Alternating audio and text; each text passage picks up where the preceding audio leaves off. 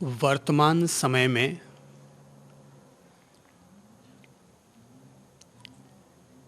प्रत्येक प्रबुद्ध और शांति प्रिय व्यक्ति का यह दायित्व बनता है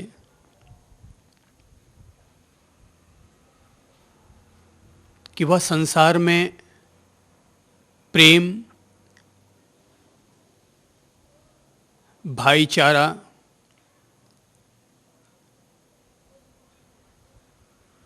और शांति की स्थापना में अपनी आहुतियां समर्पित करे।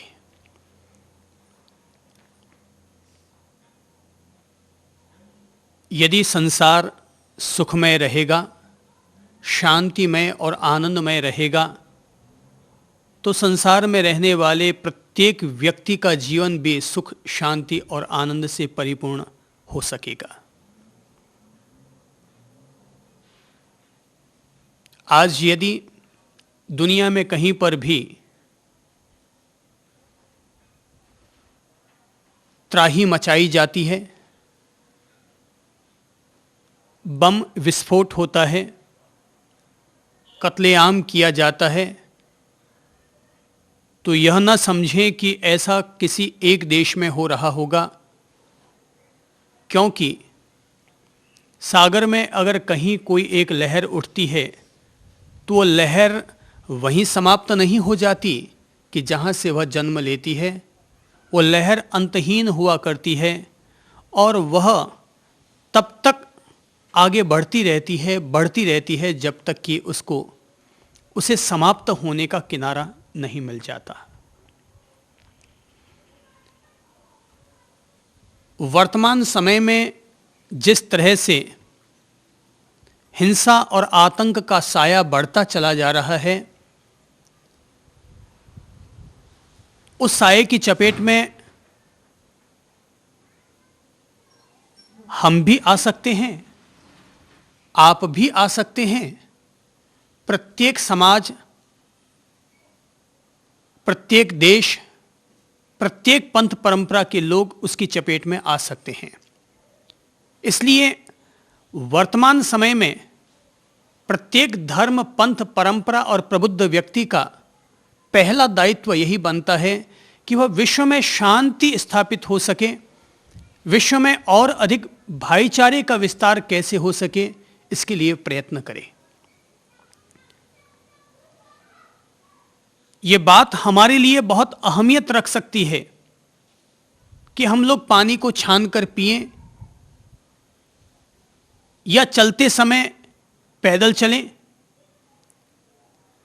अथवा हमारे द्वारा कम से कम हिंसा का दोषपूर्ण कार्य हो, ऐसा विवेक रखा जाए। लेकिन इन सबसे भी बढ़कर जरूरत है, और वो है सारे विश्व का हमारा जो दायित्व बनता है, हम सारे विश्व में प्रेम और शांति, पूरे विश्व में अहिंसा का वातावरण बनाने का प्रयत्न करें।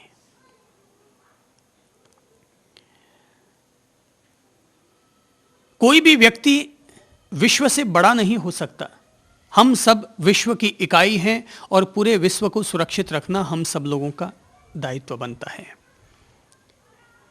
इसलिए आज प्रबुद्ध लोगों को चाहिए कि वो अपने आप को किसी एक गांव, एक शहर तक ही सीमित न रखें, वरन अपने आप को अंतर्राष्ट्रीय संस्कृति के साथ स्वयं को भी उतना ही अंतर्राष्ट्रीय बना ले और अपनी ओर से विश्व में शांति की स्थापना करने में अपनी अहम भूमिका निभाए। हमें मन के द्वारा भी शांति की अनुमोदना करनी होगी, वाणी के द्वारा भी, कार्य और व्यवहार के द्वारा भी शांति की अनुमोदना करनी होगी। ये सारा विश्व अगर किसी भी धरातल पर अगर टिक सकता है तो एक अकेला धरातल है, और वो है अहिंसा का धरातल। हजारों वर्षों पहले भी मानव मात्र को इस धरातल की आवश्यकता आई थी, और आज फिर इसी धरातल की आवश्यकता है। अहिंसा का अर्थ होता है इंसानियत का वह अनंत प्रेम कि जिसमें दूर दराज के गांव और दूर दराज के देश के लोग भी सम्मिलित हो जाएं,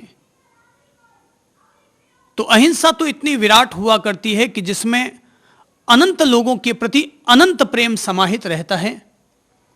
एक के प्रति प्रेम समाहित होना मोह कहला सकता है, राग कहला सकता है, लेकिन अनंत जीवों के प्रति अनंत प्रेम का उद्भव होना, अनंत मंगल मैत्री भाव होना, यही अहिंसा की मूल आधारशिला है।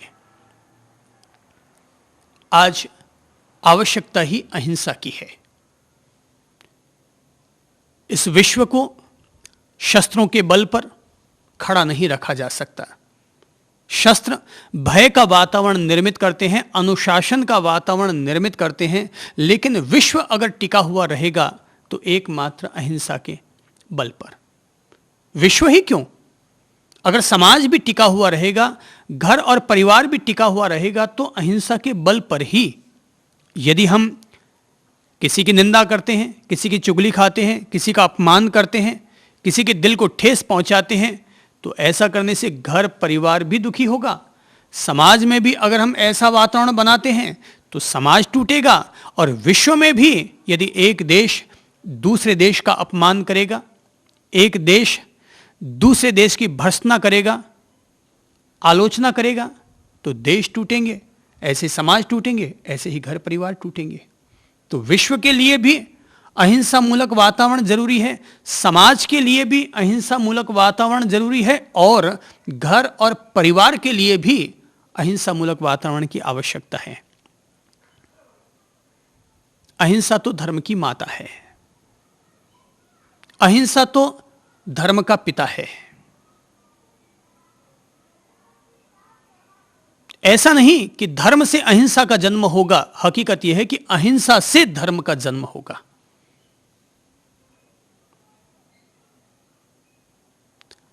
धर्म करने से अहिंसा उपलब्ध होगी, यह सोचने की बजाय हमें यह मानना चाहिए कि अहिंसा का अनुपालन करेंगे तो हमारे जीवन में धर्म का आचरण होगा।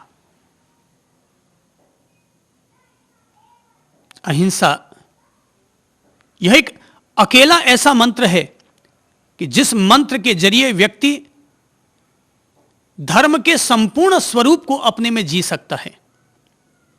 अहिंसा एक ऐसा मंत्र है जिससे सारे विश्व के प्रति प्रेम, शांति और भाईचारे की स्थापना की जा सकती है। अहिंसा अपने आप में एक संपूर्ण व्रत है। अहिंसा अपने आप में एक संपूर्ण मंदिर और तीर्थ है। अहिंसा अपने आप में एक आश्रम है। सच्चाई तो यह है कि इंसान की मानसिक चेतना, वाणीगत चेतना और शरीरगत चेतना अगर किसी के द्वारा सुरक्षित रहेगी, श्रृंगारित रहेगी, तो एक इकलौता आधार है अहिंसा।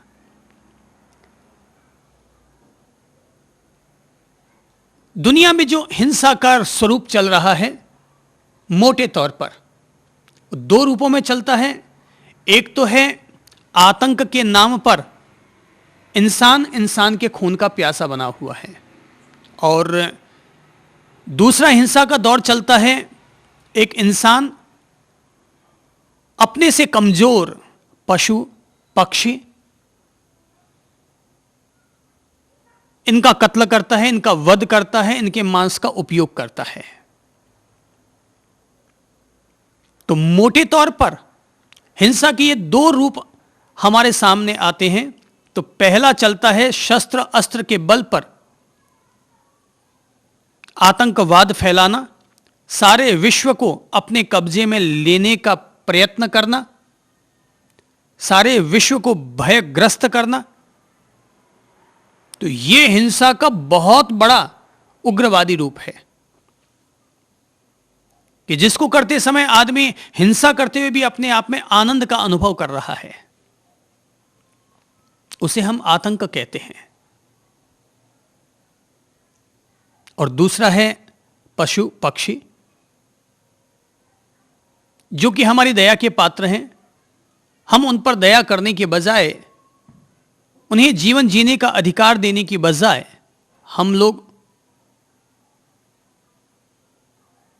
उनके प्रति अदया कर बैठते हैं, स्वामित्व का भाव हटा देते हैं और उन्हीं का ही कत्लेआम कर बैठते हैं, मांस खाने लग जाते हैं। ये क्रूरता का एक नमूना है।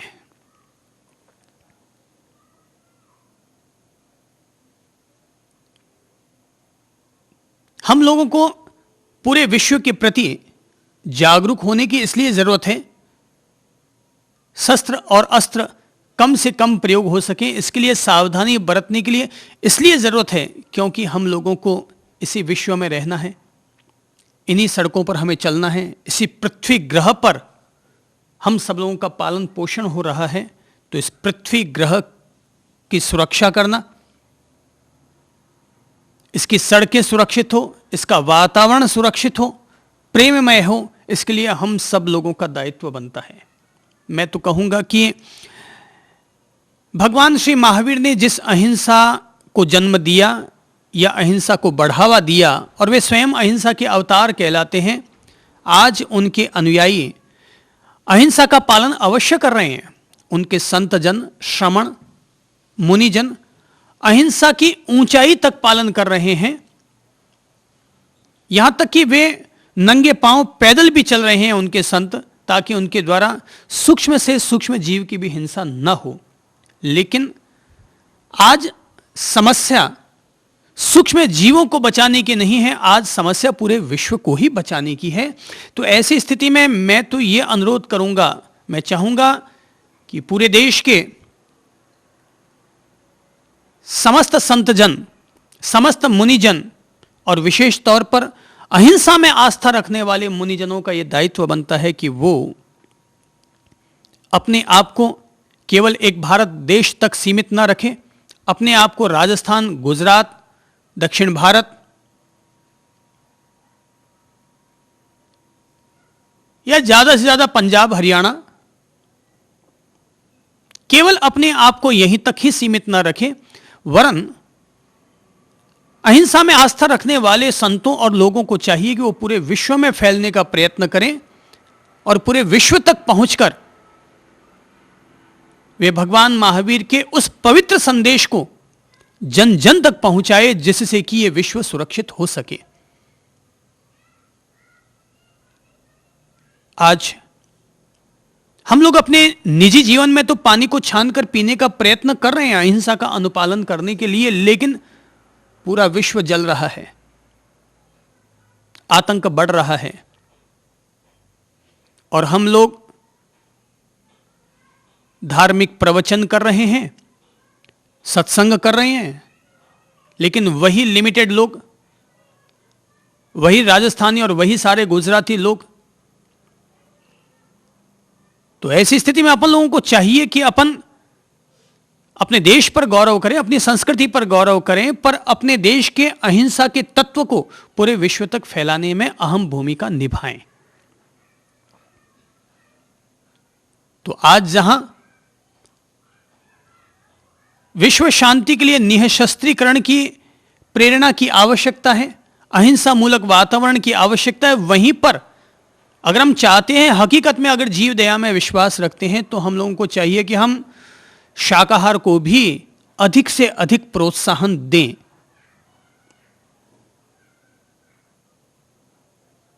यदि अहिंसा में आस्था रखने वाला व्यक्ति अपनी ओर से अगर यह संकल्प कर ले कि मैं प्रति माह एक मांसाहारी को शाकाहारी बनाऊंगा, तो इस देश में अगर 50 करोड़ लोग शाकाहारी हैं और वे 50 के 50 करोड़ अगर ये संकल्प कर लेते हैं कि मैं एक महीने में एक व्यक्ति को शाकाहारी बनाऊंगा, तो 50 करोड़ अगर लोग पहल करते हैं, तो आने वाले 3 साल में ये पहल ऐसा रंग ला सकती है कि ये पूरा भारत अहिंसा का भारत कहला सकता है, एक ऐसा देश कहला सकता है जिस देश की पहचान उसकी राजनीति के कारण नहीं, ताजमहल, कुतुब मीनार के कारण नहीं, वरन इसकी अहिंसा के कारण, इसके जीवन मूल्यों के कारण, इसके प्रेम भाव, इसके शांति भाव के कारण इसकी पहचान होगी। कि भारत वो देश है जहां पर किसी भी इंसान को कोई तरह का खतरा नहीं है। तो देश की आबो हवा बदले, हम लोगों की सोच थोड़ी सी बदले, अर्थात हम लोग अहिंसा को केवल अपने व्यक्तिगत जीवन तक ही सीमित न रखें, वरन अहिंसा को आज पूरे सामाजिक, राष्ट्रीय और अंतर्राष्ट्रीय स्तर पर हमें फैलाना चाहिए। क्योंकि ये देश, ये समाज, ये दुनिया अगर किसी के बल पर टिकेगी तो अहिंसा के बल पर टिकेगी। हिंसा के बल पर, आपसी लड़ाई के बल पर न हम टिक सकते हैं, ना हमारा परिवार टिक सकता है, ना समाज टिक सकता है, ना देश और ना ये संसार टिक सकता है। प्रेम और मोहब्बत की दहलीज पर आकर ही हम लोग देश को, समाज को, दुनिया को सुरक्षित रख सकते हैं। कहते हैं एक व्यक्ति चौराहे पर खड़ा था, लोग उसे मूर्ख समझते थे।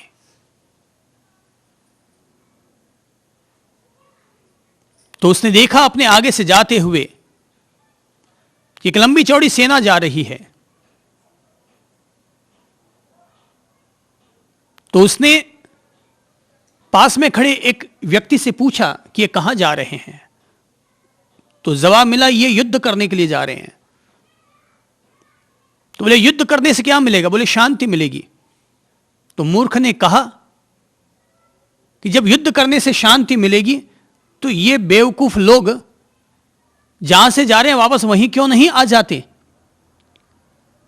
तो बोले अभी ये कहां से जा रहे हैं? बोले ये शांति से जा रहे हैं। और क्या पाने जा रहे हैं? शांति पाने के लिए जा रहे हैं। तो जहां से जा रहे हैं अगर वहीं पर लौट कर आ जाएं तो अशांति का वातावरण ही निर्मित नहीं होगा, और शांति थी, शांति है और शांति बनी हुई रहेगी। दुनिया में हिंसा कम होनी चाहिए और इसके लिए हम सब लोगों का दायित्व बनता है।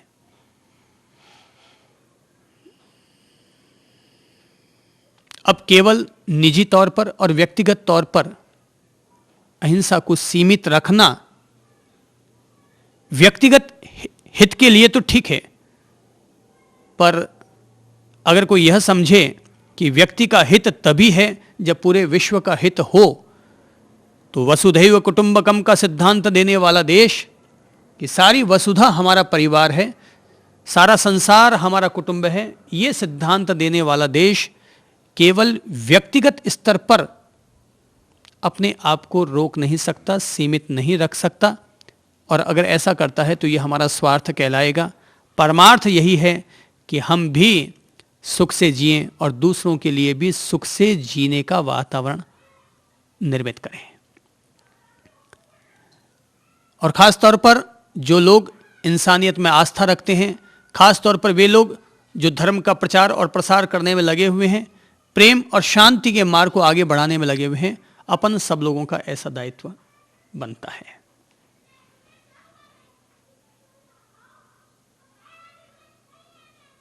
आज ये अपन सब लोगों को चाहिए कि अपन लोग शाकाहार को भी प्रोत्साहन दें और आतंकवाद पूरे दुनिया से कम हो सके, इसके लिए अहिंसा के प्रचार प्रसार को भी प्रोत्साहन दें।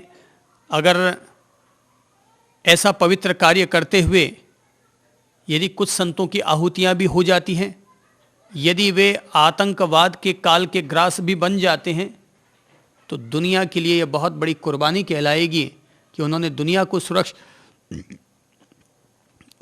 सुरक्षित रखने के लिए उन्होंने अपनी कुर्बानी दी।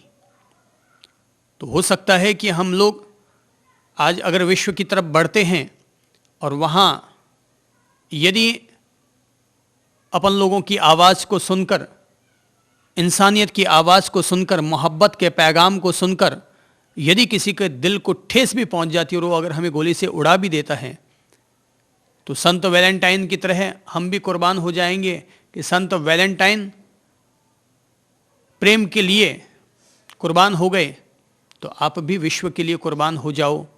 तो ये अपन लोगों के लिए गरिमा की बात कहलाएगी। शरीर तो एक न एक दिन सबका ही छूटना है, पर अगर अहिंसा के लिए, धर्म के लिए, ईश्वरीय पैगामों को दुनिया में पहुंचाने के लिए अगर अपना ये शरीर काम आता है तो ये अपन सब लोगों का सौभाग्य कहलाएगा। भगवान श्री महावीर अहिंसा के अवतार कहलाते हैं। उन्होंने व्यक्तिगत स्तर पर भी अहिंसा को जिया, सामाजिक स्तर पर भी अहिंसा को स्थापित किया और सारे विश्व को अहिंसा का पैगाम देने के लिए जो व्यक्ति, जो संत वनवासी हो गया था, जंगलों में जाकर इसने साधना की थी, मगर फिर भी इस मानसिकता के साथ वापस इंसानियत के बीच में लौटकर आया कि अगर मेरी वजह से 10 लाख लोग भी अगर अहिंसा के धरातल पर आते हैं, अहिंसा पूर्वक जीवन जीने का अगर संकल्प लेते हैं, तो ये एक वनवासी का सौभाग्य कहलाएगा। बस इसी भाव से महावीर जो आत्म साधना के लिए जंगलों में गए थे, परमार्थ भाव से वापस शहरों की तरफ लौटकर आ गए और इंसानियत का भला किया।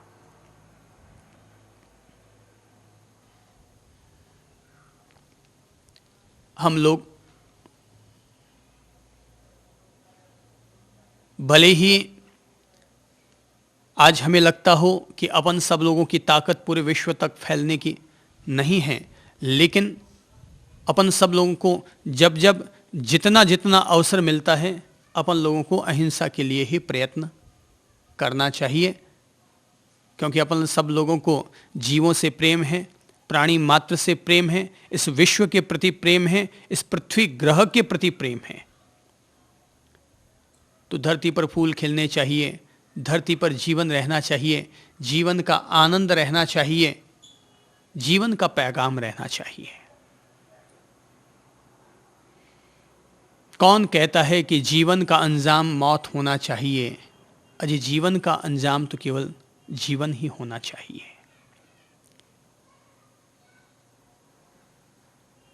हम लोग दुनिया के प्रति भी अहिंसा का वातावरण बनाने का प्रयत्न करेंगे और अपने आप के प्रति भी अहिंसा को आत्मसात करने का प्रयत्न करेंगे।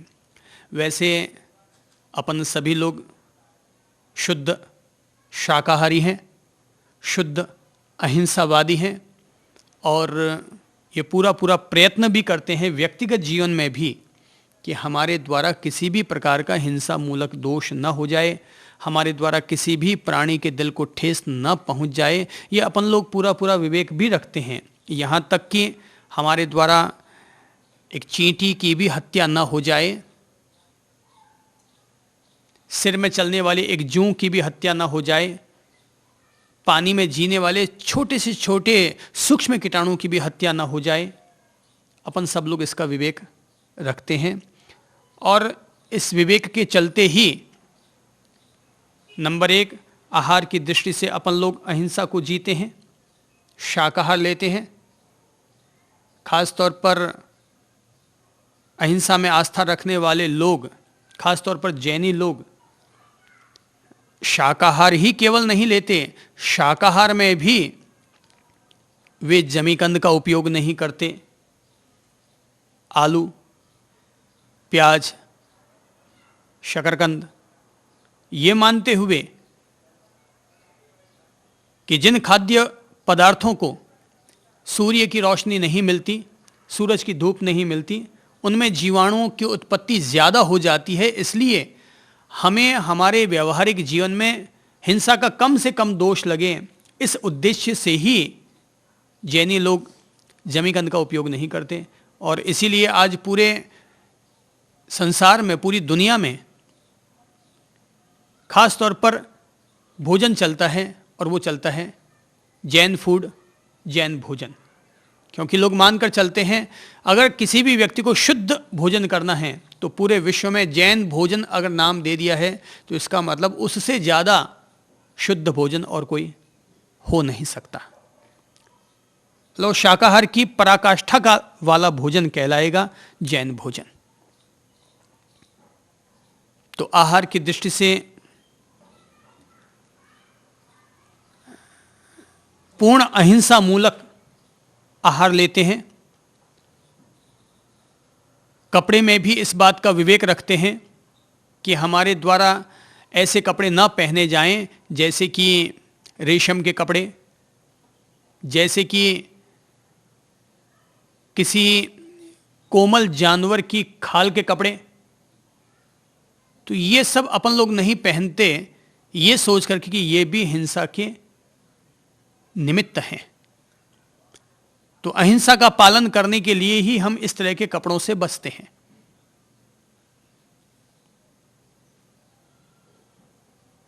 जिन लोगों को और थोड़ा सा विवेक जग जाता है वे अपने शरीर पर चमड़ा भी धारण नहीं करते, जूते भी चमड़े के नहीं पहनते, बेल्ट भी चमड़े का नहीं लगाते। और आजकल बहुत अच्छा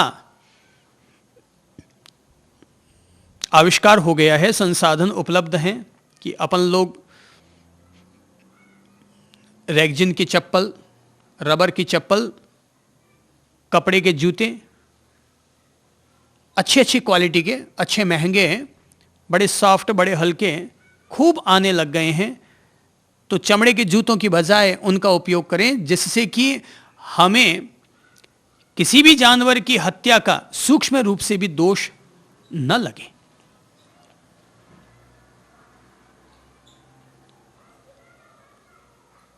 तो रोटी, कपड़ा, मकान, ये जो मूल बुनियादी आवश्यकताएं होती हैं इंसान की, तो जो अहिंसा में आस्था रखते हैं वे लोग ये पूरा पूरा विवेक रखते हैं कि हमें कम से कम हिंसा हो। और इसीलिए अहिंसा में आस्था रखने वाले लोग व्यापार भी अगर करते हैं तो ज्वेलरी का व्यापार कर सकते हैं, कपड़े का व्यापार कर लिया करते हैं, या इस तरह के व्यापार का चयन कर लिया करते हैं कि जिसमें उनको कम से कम दोष लगे हिंसा का। हां, एक व्यापार अवश्य है जो कि अहिंसा में आस्था रखने वाले लोगों ने ही शुरू कर डाला, जो कि उन्हें इस बात पर पुनः चिंतन करना चाहिए और इसको छोड़ने के लिए अभी से ही विचार करना प्रारंभ कर देना चाहिए। हो सकता है आज वे पूरी तरह उस व्यापार से मुक्त न हो पाएं, लेकिन अगर वे आज से अपनी मानसिकता बनानी शुरू करेंगे तो हो सकता है 2 साल, 5 साल, 10 साल के बाद वे अहिंसा मूलक वातावरण या अहिंसा मूलक व्यापार करने में सफल हो जाएंगे। और वो व्यापार है, लोग ब्याज बट्टा में अपना पैसा लगाते हैं और इसका व्यापार करते हैं। ये ऐसा करना एक धन अर्जन करने की दृष्टि से भले ही लाभप्रद हो, लेकिन कुल मिलाकर है तो गरीबों का शोषण ही। कुल मिलाकर है तो गरीबों का शोषण ही। तो जो लोग प्याज को छोड़ना चाहते हैं यह सोचकर कि यह जमी कंद है और इसमें हिंसा का दोष लगता है, तो मैं ऐसे लोगों से कहना चाहूंगा कि प्याज खाना अगर दोषपूर्ण है तो ब्याज खाना फिर अहिंसा मूलक कैसे हो जाएगा। तो अगर हम प्याज छोड़ना चाहते हैं तो यह प्याज छोड़ना यह हमारा व्यक्तिगत धर्म हो गया, पर ब्याज खाना छोड़ना यह हमारा सामाजिक धर्म हो गया, यह हमारा मानवीय धर्म हो गया, यह हमारी मानवीय अहिंसा हो गई कि हम किसी से ब्याज नहीं लेंगे देंगे। हां, अगर एक फैक्ट्री वाला दूसरी फैक्ट्री को धन देता है और उससे ब्याज लेता है, वो बात ठीक है, उसमें किसी का शोषण नहीं है, ये तो व्यापार के लिए एक दूसरे को सहयोग है। पर किसी गरीब व्यक्ति से उसका गहना रखना, जमीन जायदाद गिरवी रखना और उसके बदले में उसको 2 रुपये, 4 रुपये, सैकड़ा पर ब्याज पर पैसा देना, यह अवश्य में दोषपूर्ण कहलाएगा, अहिंसा का अतिक्रमण कहलाएगा। ऐसा करने वाले व्यक्ति को प्रतिक्रमण लगता है, प्रायश्चित करना होता है।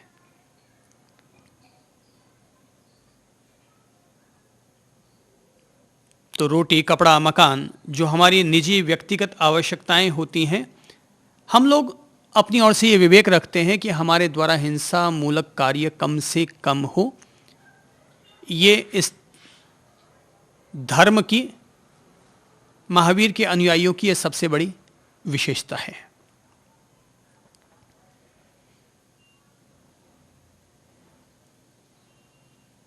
एक बात तय है कि दुनिया जब भी सुरक्षित रहेगी तो अहिंसा के बल पर ही सुरक्षित रहेगी। हिंसा के बल पर दुनिया को नहीं टिकाया जा सकता। अगर हम मानते हैं हमारा परिवार भी एक छोटा सा संसार है, हमारा परिवार भी एक छोटा सा विश्व है, तो हमारा परिवार भी अगर टिका हुआ रहेगा तो अहिंसा के बल पर टिका हुआ रहेगा।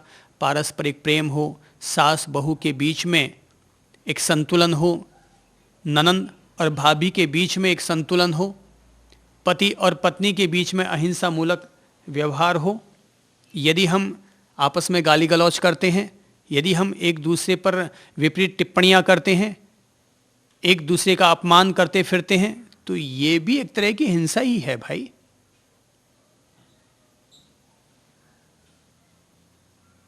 तो हिंसा के दो रूप होते हैं, एक क्रियामूलक हिंसा होती है और एक विचार मूलक हिंसा होती है। तो क्रियामूलक हिंसा तो हम लोग कम से कम करते हैं, ये बात तय है, लेकिन विचार मूलक हिंसा, भाव मूलक हिंसा, वो अपन लोगों के द्वारा भी हो जाया करती है। सबसे पहले नियंत्रण तो विचार मूलक प्रतिक्रियाओं पर, हिंसाओं पर। हाँ, निश्चित तौर पर यह कहना आपका मुनासिब है कि विचार मूलक हिंसा पर व्यक्ति का या भाव मूलक हिंसा पर व्यक्ति का नियंत्रण होना चाहिए, लेकिन इसके पीछे हमारी अपनी कमजोरियां भी हैं, क्योंकि विचार पूरी तरह व्यक्ति के नियंत्रण में नहीं होते, भाव पूरी तरह व्यक्ति के नियंत्रण में नहीं होते। ठीक है, हम बोध रखते हैं, होश रखते हैं, लेकिन इसके बावजूद विचार अपने आप पैदा होते हैं, जबकि क्रिया हमारे द्वारा संपादित की जाती है। तो क्रिया पर तो हम अंकुश लगा सकते हैं, पर विचार मूलक हिंसा पर पूरी तरह अंकुश लगा पाना आदमी के लिए कठिन होता है। जैसे कि किसी का अपमान करना बुरा है, किसी को गाली देना बुरा है, हिंसा है, सूक्ष्म हिंसा है, सूक्ष्म हत्या है, लेकिन फिर भी न जाने इंसान को जैसे ही क्रोध आता है, गुस्सा आता है, आदमी बर्दाश्त नहीं कर पाता, सहनशीलता उसकी कमजोर हो जाती है, तो न चाहते हुए भी अपने आप मुंह से टेढ़े शब्द निकल जाते हैं। तो अब ये विचार मूलक हिंसा पर अंकुश लगाने का तो हम प्रयत्न करेंगे, पर क्रिया मूलक हिंसा पर तो अनिवार्यतः अंकुश लग ही जाना चाहिए। देखिए, अगर हम लोग जो कि साधना मार्ग से जुड़े हुए हैं अपन सब लोग, तो साधना मार्ग से जुड़े हुए लोगों को अहिंसा तत्व को जीने के लिए, जो कि हम क्रियामूलक अहिंसा को अपने जीवन में जिएंगे, तो हमें चलते समय अहिंसा का बोध रखना चाहिए। नंबर 1, हमें चलते समय अहिंसा का बोध रखना चाहिए कि मेरे द्वारा जाने अनजाने में भी किसी भी छोटे से छोटे जीवाणु की हत्या न हो जाए। जैसे कि अगर आप हैं और आप अगर कार चलाते हैं, तो ठीक है, सड़क पर आने वाले जीवाणु को तो हम नहीं बचा सकते, लेकिन अब विवेक की बात यह हो जाएगी कि अगर आप अपने घर में, आपकी कार का गैरेज है और वहां से सड़क पर यदि आप अपनी कार ला रहे हैं, तो कार लाने से पहले गैरेज से अपने घर से सड़क पर कार लाने से पहले अपन नज़र डाल सकते हैं कि उतने रास्ते पर तो कोई जीवाणु नहीं चल रहा, और अगर चल रहा है तो पहले वहाँ पर झाड़ू लगा दें और फिर अपनी कार को गैरेज से बाहर निकालें, घर से बाहर सड़क पर लेकर आएँ। ये हो गया, हमने चलते समय अपने जीवन में अहिंसा का बोध रखा। ये जो बात आती है कि मुनिजन लोग पैदल चलते हैं, वो इसीलिए चला करते हैं क्योंकि पैदल चलने वाले व्यक्ति के पाँव से जल्दी से ऐसी कोई सूक्ष्म हत्या नहीं हुआ करती। हाँ, अब वाहन वाला यही है कि वो अपनी ओर से जितना बचा करके चल सके उतना बचा करके चलने की कोशिश करें। हाँ, मैं मानता हूँ हम सड़क पर चलने वाले सूक्ष्म जीवों को तब नहीं बचा सकते, लेकिन घर में चलने वाले जीवों को तो हम बचा सकते हैं, उनके हिंसा के दोष से तो हम बच सकते हैं ना। भाई आज जैसे खाना खाते हैं, तो खाना खाते हैं तो हिंसा का दोष तो लगता ही है, लेकिन ऐसा तो नहीं है कि अपन बिना खाए रह सकते हैं। पर यह विवेक जरूर रख सकते हैं कि ऐसे पदार्थों से बचाया जा सके अपने आप को कि जिसमें हिंसा का दोष कम से कम लगे। हिंसा तो होगी होगी। तो आज जैसे कि मान लीजिए कि हमारे सामने 3 विकल्प हैं, एक है अंडा, एक है आलू और एक है टिंडसी। तीनों के आकार लगभग एक जैसे हैं, अंडा, आलू और टिंडसी, तीनों एक जैसे हैं। अब हमें अपने विवेक से सोचना पड़ेगा कि हम तीनों में से किस चीज को खाएं और किस चीज को हम छोड़ें। खाना तो पड़ेगा, खाना ये हमारे लिए कंपलसरी है, लेकिन 3 में से किसको खाएं? तो हम सोचेंगे भाई अगर लगता है कि अंडा और आलू 2 में से किसी एक चीज को खाना है तो आलू को खाना बेहतर समझेंगे।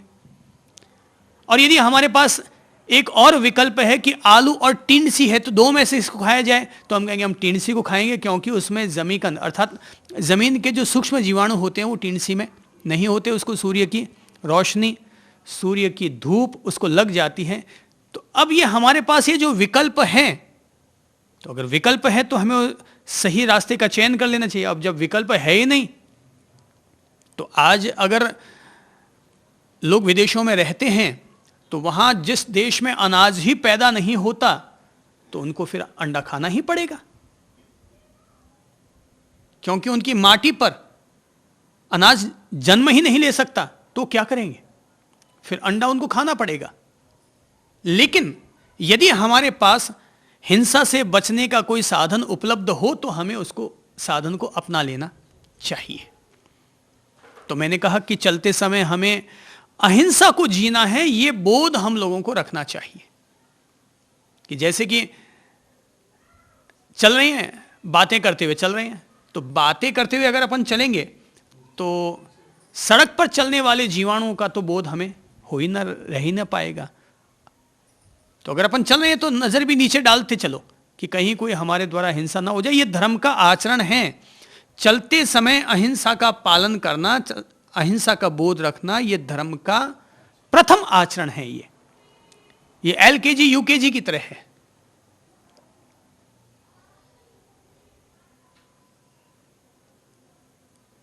तो कहीं ऐसा ना हो जाए कि हम लोग बड़े बड़े धर्म करने के प्रति तो जागरूक हो जाएं, पर छोटे धर्म के प्रति अपन लोग लापरवाह हो जाएं। तो अगर लगता है कि बच के चला जा सकता है हिंसा से तो जरूर बच जाना चाहिए। और जब लगता है कि अब अन्य कोई विकल्प ही नहीं है तो दोष तो है ही, अपन ये तो नहीं कह सकते कि उसका दोष हमें नहीं लगेगा। आज अगर पूरे शहर में हैजा फैल जाए, प्लेग फैल जाए और चूहों के कारण पूरा शहर उससे पीड़ित हो जाए, तो हम पहले दवाओं का उपयोग करेंगे, खुद अपने आप को ठीक करेंगे। जब लगता है किसी भी स्थिति में ठीक नहीं ही हो रहा है तो चूहों को अगर मारना पड़ रहा है तो ये हमारी कोई विवशता है, पर हम ये नहीं कह सकते कि हमें उसका दोष नहीं लगेगा। वो हमारी मजबूरी हुई, दोष तो कहलाई गई। जीव का वध तो वो कहलाएगा ही। खासतौर पर जो लोग ये मानते हैं कि जीव मात्र, प्राणी मात्र को जीवन जीने का अधिकार है और हमें उसको अधिकार देना चाहिए, तो उस व्यक्ति को तो, ऐसा नजरिया रखने वाले व्यक्ति को तो दोष लगेगा ही। बाकी जो लोग अंडे फंडे खाते रहते हैं, बकरा वकरा काटते रहते हैं, अब उनके लिए तो एक चींटी को बचाना और ना बचाने का कोई अर्थ नहीं है। लेकिन मैं आपको बता दूं, अपने यहाँ कई जाति कौम के लोग काम करने को आते हैं। तो अभी कुछ दिन पहले ही जब यहाँ पर फंवारा लग रहा था, तो जहाँ पर वो लग रहा था उस अगल बगल में हरी घास थी। तो जब वो पाइपलाइन फिटिंग कर रहा था तो सांझ के वक्त वो आया, तो उसको हरी घास थोड़ी सी काटनी पड़ रही थी और वो जाति का मुसलमान आदमी था। तो उसने ये टिप्पणी की कि अजी साहब, यहाँ के लोग भी कैसे हैं जो सांझ के वक्त मुझे काम सौंप रहे हैं और मुझसे ये हरियाली हटवाई जा रही है। तो यानी कि उसके मन में भी उस हरियाली के प्रति एक अहिंसा मूलक भाव है, एक अहिंसा मूलक उसके भीतर भाव है। तो ये बहुत बड़ी बात हो गई। हालांकि एक मुसलमान होने के नाते वो लोग मांसाहार का उपयोग कभी कभार कर लेते होंगे, पर ऐसा नहीं है कि उनके भीतर कोई तरह की दया नहीं होगी। ठीक है, उन लोगों की परंपरा पड़ी हुई है, दोष तो है ही यही है। अगर आज इस्लाम धर्म में से दो चीज़ें अगर हट जाए, नंबर एक, अगर ये बलि प्रथा और मांसाहार की प्रथा अगर हट जाए और नारी जाति पर ज़रूरत से ज़्यादा जो अंकुश लगाया गया है वहाँ पर अगर उसमें थोड़ी सी उदारता बरत दी जाए, तो इस्लाम अपने आप में एक बहुत महान धर्म हो जाता है। उनकी जो धर्म की आस्थाएं हैं, उनके जो उसूल हैं, उनके प्रति, धर्म के प्रति जो श्रद्धा रखने वाले जो लोग हैं, वो बहुत पक्के होते हैं। अपन लोगों को उनसे प्रेरणा लेनी चाहिए।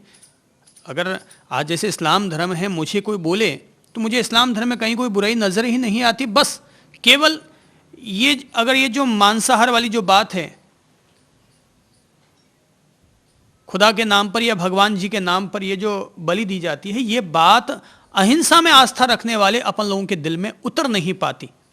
आज जैसे कि जैन धर्म है, हिंदू धर्म है, बौद्ध धर्म है, इन तीनों धर्मों में इतनी समानताएं हैं कि एक धर्म वाले व्यक्ति को दूसरे धर्म की परंपरा में जाने में कहीं कोई ऐतराज लगता ही नहीं है, नॉर्मल है। अपन लोग, एक जैनी आराम से एक वैष्णव मंदिर में चला जाएगा, एक वैष्णव आराम से जैन मुनि के यहाँ चला जाएगा, कोई दिक्कत नहीं लगती।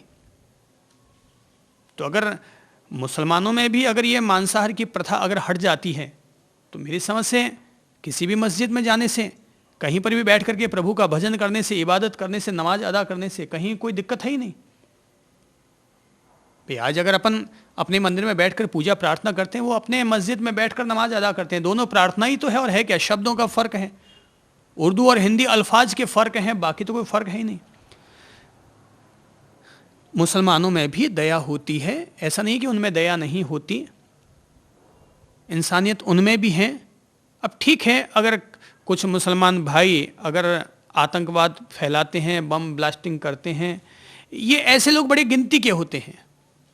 वो जो 2-5% ऐसे जो लोग होते हैं ना, जिनके भीतर उग्रता समाई रहती है और जो धर्म के नाम पर उग्रता को स्थापित करना चाहते हैं, अब उन 2-5% के चलते अपन 95% लोगों को तो गलत नहीं ठहरा सकते ना। वो 5% अगर गलत हैं, तो आज अगर अपन अपने हिंदू या जैन धर्म को भी अगर लेते हैं, तो उसमें से अगर कोई एक कमी 2-5% लोगों में है, तो उस 2-5% लोगों की कमी के चलते 95% लोगों को तो वैसा नहीं कहा जा सकता। तो मैंने कहा, नंबर एक, हमें चलते समय ये बोध रखना चाहिए कि चलते समय अहिंसा का पालन हो। तो ये हमारा क्रियामूलक अहिंसा धर्म हो गया कि चलते समय अहिंसा धर्म का आचरण हो रहा है। मेरी समझ से धर्म बहुत सरल होता है। धर्म कोई ऐसा नहीं होता कि आधा घंटा 1 घंटा एक एकांत स्थान में बैठ करके जी लिया जाए। धर्म तो व्यक्ति की छाया की तरह होता है, आंखों की रोशनी की तरह होता है कि हमेशा आदमी के साथ है। तो चलते समय अहिंसा का पालन हो। एक साधक का तो ये बोध रहना चाहिए, एक साधक को तो इस बात का होश रखा जाना चाहिए। अब फिर भी सूक्ष्म रूप से हो सकता है, अपन लोग भी चलते हैं, कभी कोई चींटी मर ही जाती होगी, ये संभव है। लेकिन बोध तो रखेंगे, होश तो रखेंगे, जागरूकता तो रखेंगे, भाई मेरे द्वारा कम से कम हिंसा का दोष लगे। एक साधक को यह भी बोध रखना चाहिए कि अगर मैं खा रहा हूं, पी रहा हूं, तो मेरे खान पान में भी अहिंसा का आचरण हो, अहिंसा धर्म का अनुपालन हो। तो जैसा कि मैंने अभी कहा कि हमारे सामने अगर 2 विकल्प हैं, एक तरफ है आलू और दूसरी तरफ है टिंडसी। अगर टिंडसी है ही नहीं खाने को, तो फिर आलू खा लो। पर अगर हमारे पास दूसरा विकल्प मौजूद है, तो हम लोगों को आलू का उपयोग नहीं करना चाहिए। एक दफा मैं तिब्बतियन बौद्ध गुरु दलाई लामा के पास था, तो मैं उनसे चर्चा कर रहा था और उनसे पूछ रहा था, वो थे और वाराणसी में उनका बहुत बड़ा इंस्टीट्यूट चलता है, शिक्षण संस्थान चलता है। उनके डायरेक्टर भी थे, और हम सब लोग आपस में बैठे हुए जैन धर्म और बौद्ध धर्म की कुछ खासियतों के बारे में चर्चा कर रहे थे। तो मैंने उनसे पूछा कि क्या आप लोग मांस का उपयोग करते हैं? हालांकि उन्होंने ईमानदारी से स्वीकार तो किया कि हाँ साहब, हम लोग मांस का उपयोग कभी कभार कर लेते हैं, लेकिन इस भारत देश में रह करके हम लोगों को मांस का उपयोग करने की आवश्यकता नहीं होती। तिब्बत में जाते हैं तो वहाँ कभी कभार हम लोग उपयोग कर लेते हैं, पर भारत में करने की आवश्यकता नहीं रहती। मैंने पूछा क्यों? बोले कि इसलिए क्योंकि यहाँ पर अन्य विकल्प, दूसरे विकल्प बहुत सारे मौजूद हैं। शाकाहार यहाँ पर इतना उपलब्ध है, साग सब्जी रोटी चावल दाल इतने पर्याप्त मात्रा में उपलब्ध हैं कि हमें कोई आवश्यकता ही नहीं होती है कि हम मांसाहार करें। तो जीवन जीने के लिए तो आदमी को कुछ ना कुछ उपयोग करना पड़ेगा, पर जहां तक शाकाहार, श्रेष्ठ शाकाहार के साधन उपलब्ध हैं, हमें दूसरे किसी अन्य विकल्प के बारे में सोचना भी दोषपूर्ण लगता है। तो खाते समय भी कि जैसे भोजन बनाने में अहिंसा का बोध रखा जाए। खाना बनाते हैं तो खाना बनाने से पहले गैस के चूल्हे को पहले ढंग से साफ करें, फिर हम खाना बनाएं। यूं नहीं कि सीधे गए और माचिस की तीली सुलगा दी। तो यही तो अहिंसा हो गई, ये धर्म का आचरण हो गया कि हम पहले गैस को साफ करेंगे। बर्तन हैं तो बर्तन को साफ करके फिर हम उसमें दाल चावल पानी जो कुछ डालना होगा उसके बाद डालेंगे। अगर हमें नल में से पानी लेना है तो पानी को छान करके फिर हम पानी का उपयोग करेंगे। अथवा इसी तरह से अगर पानी को घड़े में डालना है तो पहले घड़े को एक नज़र से देख लेंगे, अगर उसमें कोई मकोड़ा चल रहा है, कोई कीड़ा चल रहा है तो उसको पहले घड़े में से बाहर निकाल देंगे, ताकि दो फायदे, एक तो अगर वो रहेगा तो हो सकता है अगर कोई विषाक्त कीटाणु होगा तो उसका जहर अपन लोगों को जाएगा। तो ये स्वास्थ्य के लिहाज से अपने लिए घाटे का सौदा हो गया, और दूसरे में वो मर जाएगा तो उसका पाप और चढ़ेगा। एक जीव हत्या का दोष तो जरूर लगेगा। तो वैसे भी वृद्ध, स्त्री, बालक, ब्राह्मण, मुनि और अपने से कमजोर, खासतौर पर पशु पक्षी, ये सब वध के अयोग्य होते हैं। इनका वध नहीं किया जाना चाहिए। तो खान पान में अहिंसा का आचरण हो।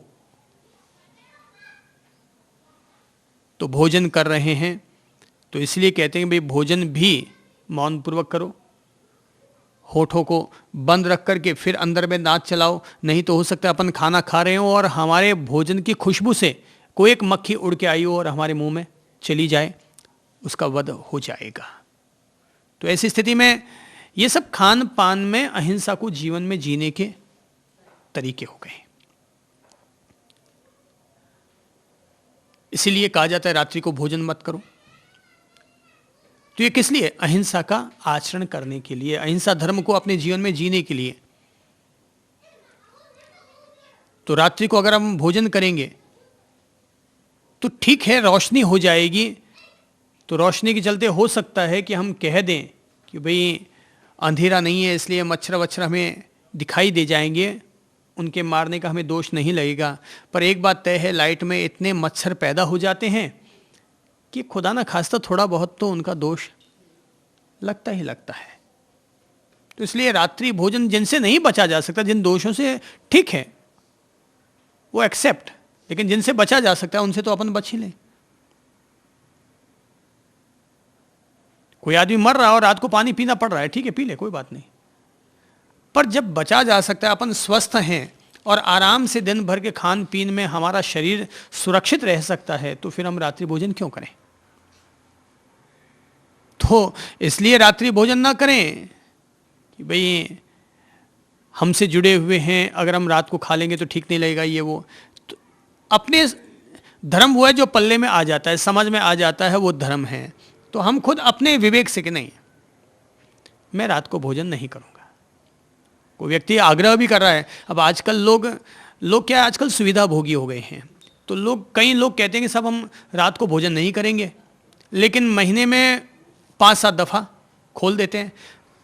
तो घर में रहते हैं तो रात्रि भोजन नहीं करेंगे, पर विवाह, शादी, जीवन, जूठन, उन सब में जाकर के रात्रि भोजन करके आ जाएंगे। तो जब अहिंसा को पब्लिकली तौर पर हम लोगों को प्रतिष्ठित करने की वेला आई, उस समय तो हम खा बैठे, और घर में हिंसा को तुम ही देखने वाले थे, वहाँ पर हम दिन में खाते रहे। तो अगर यदि कोई कहता है कि रात्रि भोजन करना पाप है और ये हमारे धर्म की इमेज है कि हम रात्रि भोजन नहीं करते हैं, तो हमें बाहर में फिर भोजन नहीं करना चाहिए। हमारी इमेज बनाने की बात आई, इमेज हमारी अहिंसा की, हमारे धर्म की इमेज बनाने की बात आई, तो हम उस इमेज आने पर हम लोग फेल हो गए। आज अगर अपन लोग कह देंगे कहने के नाम पर कि भाई मुसलमान है, ये तो मुसलमान अलग धर्म है, ये है वो है, लेकिन उनको देखो जब वो रोज़ा करते हैं, अपने रमजान करते हैं, अपनी तपस्या करते हैं, महीने भर के दौरान मतलब थूक नहीं निकलते हैं।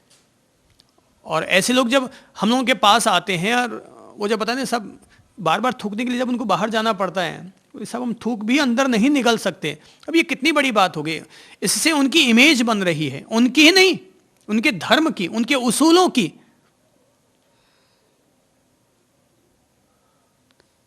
तो जब हमारे अहिंसा की प्रतिष्ठा करने की हमें बात आती है, उस समय तो हम लोग अनसक्सेस हो जाते हैं और बाकी अपन लोग अहिंसा की बातें ठोकते रहते हैं। तो जैसे कि आजकल बड़े बड़े जीवन होने लग गए हैं, अब इतने बड़े जीवन होने नहीं चाहिए, पर अब जीवन होने लग गए हैं। बोले पूरे समाज का जीवन है, अब 20,000 लोग अगले दिन अगर खाना खाएंगे तो 2 दिन पहले से खाना बनाना शुरू करना पड़ेगा और रात भर भट्टियाँ चलती रहेगी। तो भाई रात को फिर अगर पूरा खाना ही रात को बन रहा है तो फिर खाया भी रात को और ना खाया तो भी दोनों एक जैसे हो गए।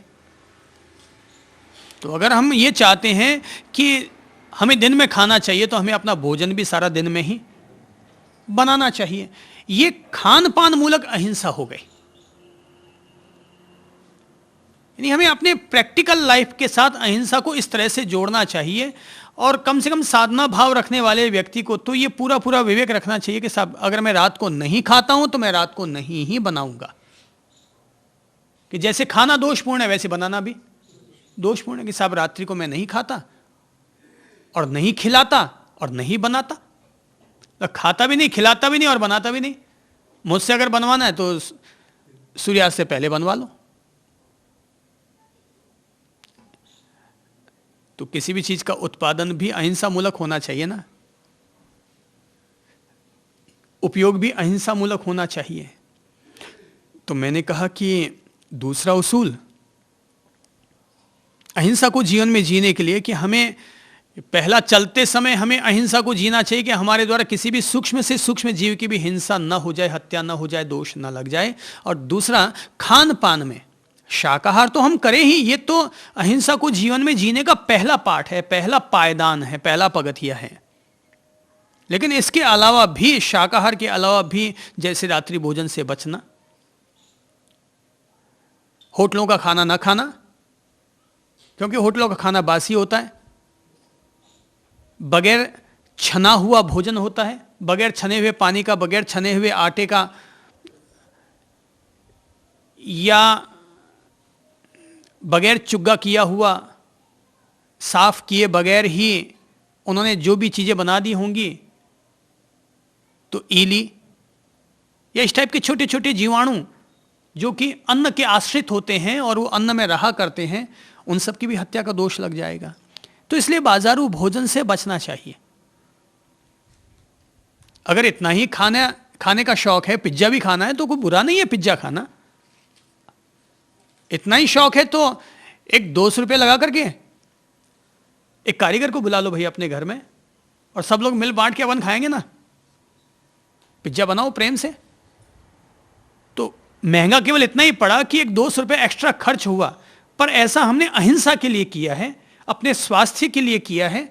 कारीगर जो वहां बनाता है, भले 300 रुपये लगा, उसको अपने घर बुलाया, अपन लोग खुद साथ में लगे, पानी को छान कर अनाज को साफ करके शुद्ध घी का उपयोग करके, और हमने उसका उपयोग किया। आराम से पिज्जा खाइए, कोई दोषपूर्ण नहीं है। आप भी खाइए, अच्छा लगे तो मुझे भी खिला दीजिए।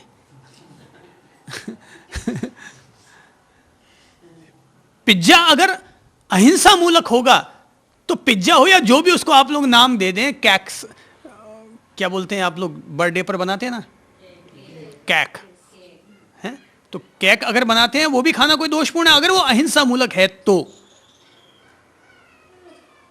अगर वो एगलेस है तो उसको खाने में कोई दिक्कत है ही नहीं।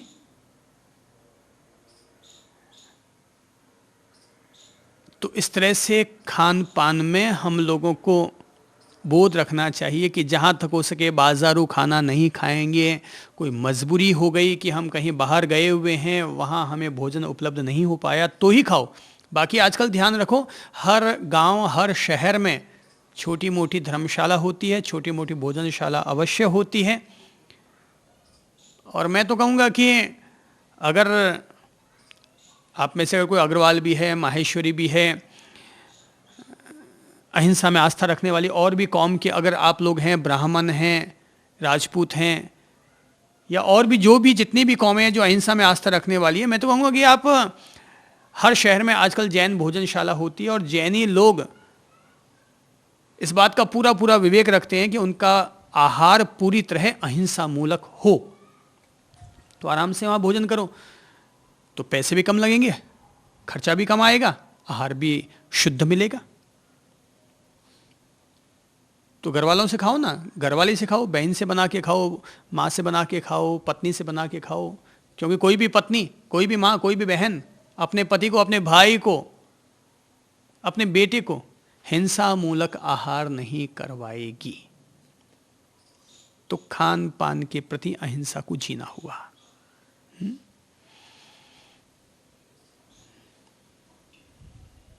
यहां तक कि अगर हम लोग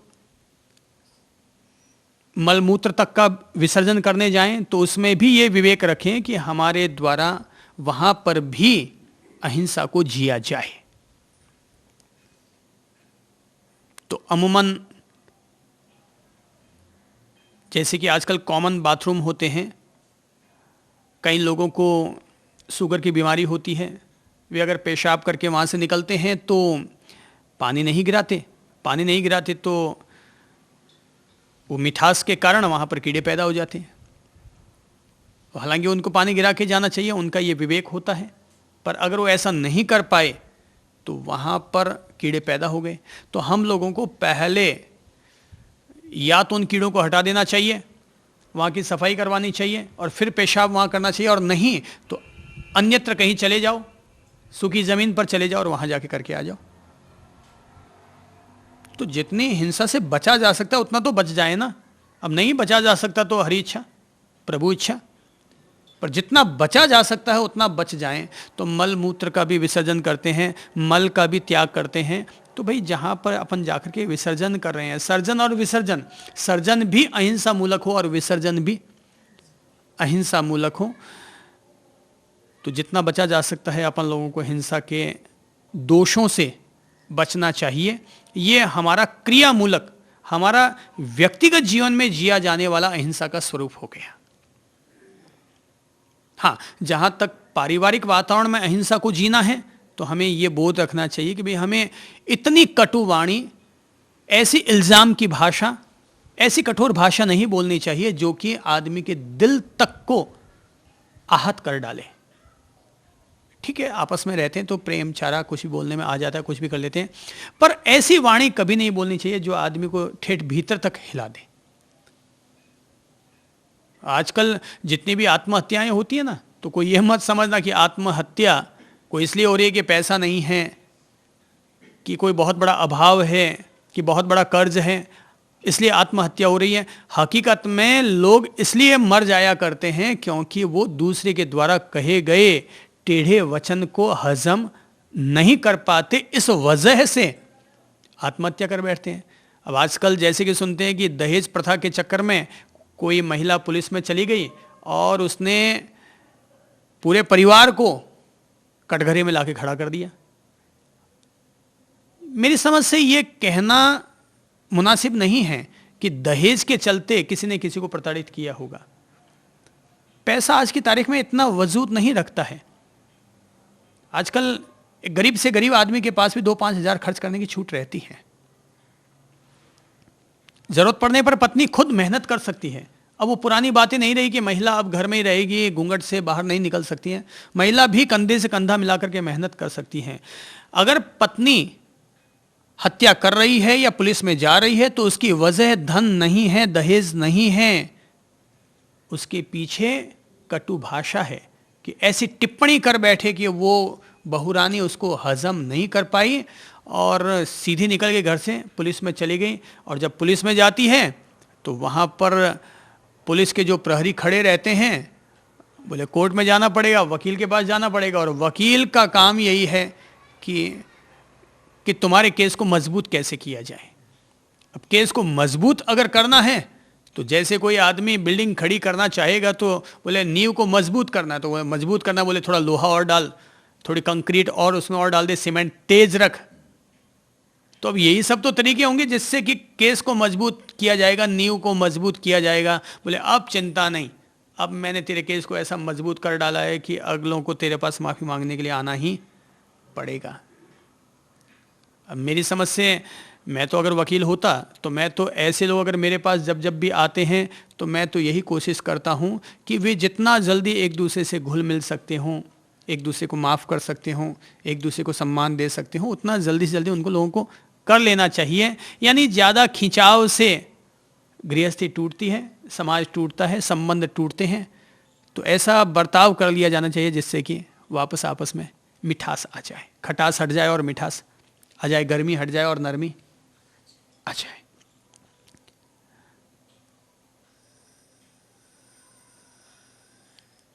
तो पारिवारिक वातावरण में भी हम लोगों को अहिंसा को जीवन में जीने का बोध रखना चाहिए कि परिवार में अगर हम सब लोग रहते हैं तो कटु वाणी न बोली जाए, ऐसे कठोर वचन या किसी की ज़्यादा निंदा, आलोचना, चार लोगों के बीच में उसकी थूक फजीती।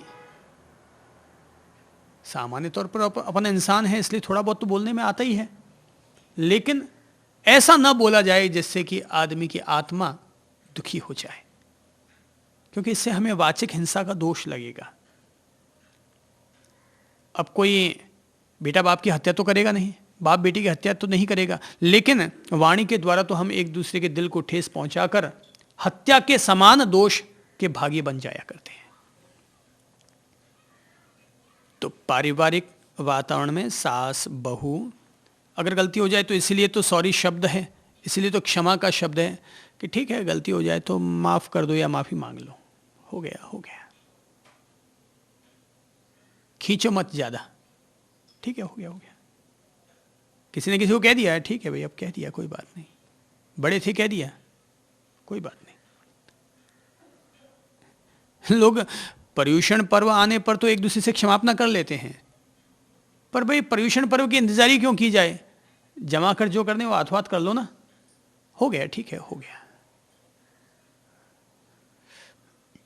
तो जितना जल्दी हो सके, अगर लगता है कि आज मेरी वाणी किसी के दिल को ठेस पहुंचा बैठी और अगले ने मुझे एहसास भी करवा दिया कि आपको ऐसा नहीं कहना चाहिए था, तो मुझे ये तब नहीं सोचते रहना चाहिए कि नहीं मैंने जो कहा वो बिल्कुल सही कहा है। भाई तुमने बिल्कुल सही कहा होगा मगर अगले को सही नहीं लगा ना, तो कहा तो तुमने उससे था, तो उसको अगर सही नहीं लगा तो तुम्हारे लिए भी वो सही नहीं है, और उसको जितना जल्दी मामला निपटाया जा सकता है निपटा दो। तो ज़्यादा तैश में आकर के मत बोलो। अगर लगता है कि हम लोग वो बात प्रेम से बोल सकते हैं तब तो प्रेम से बोल दो। सोचो जो बात तुमने तैश में आकर कही है, काश वही बात तुम प्रेम से बोल देते तो हिंसा का दोष नहीं लगता। जो बात तुमने तैश में आकर कही है, गुस्से में आकर कही है, काश वही बात तुम प्रेम से कह देते तो ये रिश्ते नहीं टूटते, तो ये दिल में खटास नहीं पड़ती। मेरे भाई, पानी छान कर पीना आसान होता है, शाकाहारी बनना आसान होता है, लेकिन ये जो हम अपने परिवार में, घर परिवार में, समाज में एक दूसरे की थूक फजीती, एक दूसरे को नीचा दिखाना, एक दूसरे के प्रति विपरीत टिप्पणी करना, ये जो हम सब काम करते रहते हैं, ये बहुत बड़ी हिंसा है। और मैं तो इस तरह की हिंसा को जीव वध के समान ही हिंसा मानता हूं, प्राणी वध के समान ही हिंसा मानता हूं। तो पारिवारिक वातावरण में हमारे द्वारा अहिंसा का आचरण हो, सामाजिक वातावरण में, धार्मिक वातावरण में हमारे द्वारा अहिंसा का आचरण हो, तो समाज में हमें, जब हम समाज में जाते हैं तो समाज में हमें एक दूसरे की थूक फजीती नहीं करनी चाहिए, बड़ों का सम्मान करना चाहिए। समाज में जो प्रतिष्ठित लोग हैं, हमें पब्लिक के बीच में उनको अपमानित करने का अधिकार नहीं रखना चाहिए। और धार्मिक रूप में भी अगर हम अहिंसा को जीवन में जीने का बोध रखते हैं, तो हमें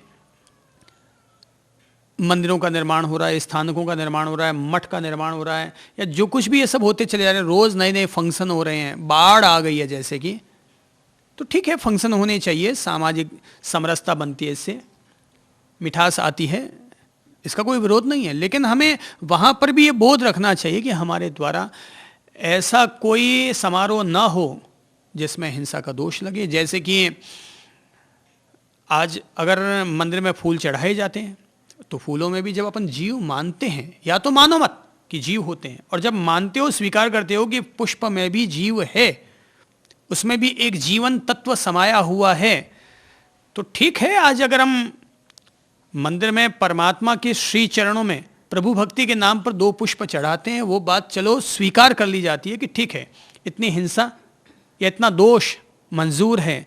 लेकिन उस भक्ति के नाम पर पूरे मंदिर को फूलों से श्रृंगारित करना, ये कौन सा धर्म और कौन सी अहिंसा हो गई? हम उस धर्म को धर्म कैसे कहेंगे जिसमें हिंसा का दोष लगता हो? उस धर्म को हम धर्म की संज्ञा कैसे दे सकते हैं जिसमें हिंसा का दोष लगता हो? पहला पगथिया ही जिसमें गलत है, जिसमें अहिंसा को ही नहीं जिया जा सका है, वो धर्म कैसे कहला सकता है? वो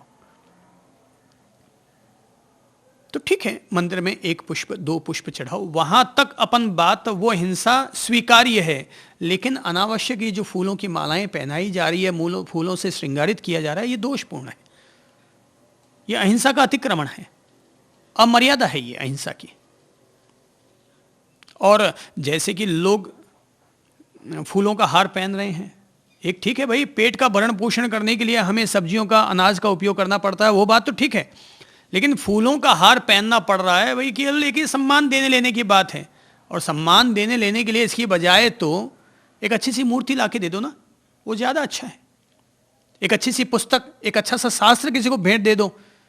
तो जो फूलों की माला पर 50 रुपया अपन खर्चा कर रहे हैं, आज शादियों में लोग गुलदस्ते भेंट करते हैं एक दूसरे को, शादी पर जाते हैं और बुक्के 200-200 के, 500-500 के, भाई 500 रुपये तुमने खर्च भी किए, तो एक तो पहला नुकसान तुम्हारा 500 गया, दूसरा नुकसान तुमने फूलों का गुलदस्ता दिया, वो हिंसा का दोष लगा, तीसरा तुम्हारा 500 रुपये अगले दिन नाली में फेंका जाएगा।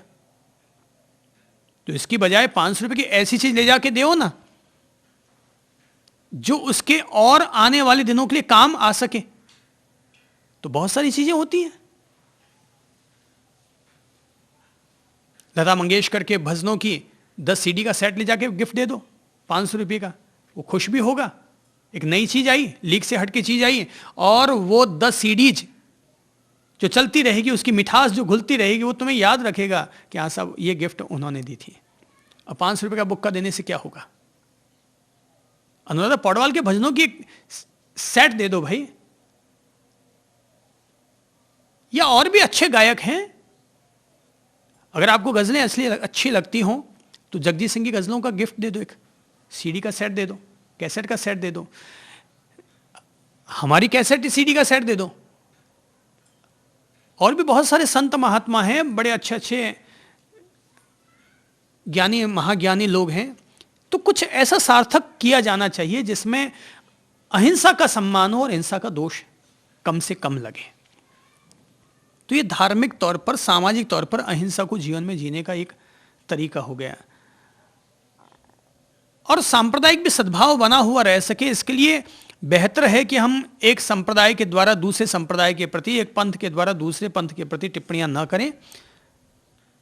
भगवान महावीर ने इसलिए अनेकांत का सिद्धांत दिया कि तुम्हारा भी उसूल ठीक हो सकता है, उसका भी उसूल ठीक हो सकता है। तुम्हें लगता है तुम ही सही, यहां तुम गलत हो। अगर तुम्हें लगता है कि तुम ही सही तो तुम यहां पर गलत हो। अगले की भी बात सुनो, अगले की बात में भी दम हो सकता है, अगले का भी कोई उसूल है। तो अगर आज कोई तुम्हारी पत्नी है तो इसका मतलब ये थोड़ी कि वो तुम्हारी गुलाम है। भाई अगले का भी कोई प्रिंसिपल होगा, उसका भी कोई नजरिया होगा, उसको भी सम्मान दो, उसको भी समझो। तो कोई अगर धर्म है, कोई अगर पंथ है, परंपरा है, तो उनके जो उसूल हैं उनका भी हमें सम्मान करना चाहिए। इसलिए मैं तो कहूंगा कि अगर एक हिंदू आदमी अगर मस्जिद के आगे से गुजरता है तो उसे सिर को कभी भी ऊंचा रखना नहीं चाहिए, हमेशा सिर को नवा करके उसके आगे से गुजरना चाहिए। और यदि एक मुसलमान है तो उसको कभी भी एक मंदिर के आगे से सिर अकड़ करके नहीं चलना चाहिए। अपने सिर को उस मंदिर के आगे नवाते हुए और फिर हमें आगे बढ़ना चाहिए, क्योंकि वो वैसा ही इबादत खाना है जैसा कि तुम्हारा इबादत खाना इज्जत के काबिल होता है। दोनों ही आदरणीय हैं, तो हमें एक दूसरे की परंपरा का सम्मान करना चाहिए। मैं तो कहूँगा कि अगर अपन लोगों को इतना बड़प्पन रखना चाहिए, यही तो उदारता कहलाएगी, यही तो अहिंसा कहलाएगी, यही तो प्रेम और मोहब्बत कहलाएगी। कि आज यदि मुसलमानों के ताजिए निकलते हैं तो हम हिंदुओं को आगे बढ़ के कहना चाहिए कि भाई तुम हमारे मोहल्ले में से अपने ताजिए ज़रूर लेके जाना, ताकि हम भी उनके दर्शन कर सकें। और ऐसे ही मुसलमानों को आगे बढ़ के आना चाहिए और हिंदुओं को कहना चाहिए कि भाई जब भी आप महावीर जयंती का जलसा निकालते हैं, या गणेश चौथ को गणेश भगवान जी का, या राम नवमी को राम जी का जुलसा निकालते हैं, तो आप हमारे मोहल्ले में से होते हुए निकाल के ले जाएं, ताकि इस बहाने थोड़ी सी हम भी राम जी की या महावीर जी की वंदना कर सकें। तो ये हुई मिठास की बात, अहिंसा की बात, सौहार्द की बात, समन्वय की बात, देश को एक दूसरे करीब लाने की बात। मैंने कहा कि चाहे देश हो, चाहे दुनिया हो, चाहे परिवार हो, ये अहिंसा के धरातल पर ही टिक सकेंगे। जब तक हम लोग अहिंसा का वातावरण नहीं बनाएंगे, खतरा हमेशा बना हुआ रहेगा। इसलिए आज ज़रूरत महावीर की है, इसलिए क्योंकि महावीर की अहिंसा की आज ज़रूरत है। आज ज़रूरत राम की है, इसलिए क्योंकि राम की अहिंसा आज भी आवश्यक है। मोहम्मद साहब की आज भी ज़रूरत है, क्योंकि मोहम्मद साहब की अहिंसा की आज आवश्यकता है। जीसस की आज भी आवश्यकता है, इसलिए क्योंकि जीसस की अहिंसा वो इंसानियत को आज भी चाहिए। तो न तो मतलब राम से है, न मोहम्मद साहब से है, और न महावीर साहब से है, न बुद्ध साहब से है। असली मतलब है अहिंसा से, कि जिसके बलबूते पर ये दुनिया टिकी हुई रह सकती है, सुरक्षित रह सकती है, एक दूसरे के करीब रह सकती है, और ज़्यादा मिठास से भरी हुई रह सकती है। तो ये सब वो बातें हैं जो बातें हमारे लिए, आपके लिए, इस समाज के लिए, इस देश के लिए, इस दुनिया के लिए कल्याणकारी साबित हो सकती हैं। आप सब लोगों को बहुत बहुत अमृत प्रेम। नमस्कार।